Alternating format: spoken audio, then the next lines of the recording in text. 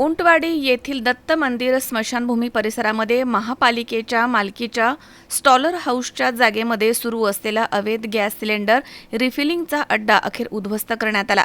सोमवारी महापालिकेच्या अतिक्रमण विभागानं छापा टाकत लाखो रुपयांचे gas cylinder, refilling machine, wiring आणि इतर साहित्य जप्त केलंय। गेल्या अनेक महिन्यांपासून या ठिकाणी घरगुती गॅस वाहनांमध्ये भरला जात असल्याच्या तक्रारी प्राप्त होत होत्या। वर्दळीच्या आणि रहिवासी भागामध्ये तसेच स्मशानभूमीच्या शेजारी सुरू असलेल्या या बेकायदेशीर धंद्यांमुळे मोठ्या दुर्घटनेचा धोका निर्माण झाला होता। माहिती मिळताच उपायुक्त सुवर्णा देखणे आणि विभागीय अधिकारी नानासाहेब साळवे यांच्या मार्गदर्शनाखाली कारवाई करण्यात आली। नागरिकांच्या जीवितास धोका टाळण्यासाठी हा अवैध व्यवसाय तात्काळ बंद करण्यात आलाय। महापालिकेच्या जागेवरती अतिक्रमण करणाऱ्यांविरुद्ध कठोर कायदेशीर कारवाई करण्याचा इशारा देण्यात आलाय। किरण आहेर, C24 तास, नाशिक।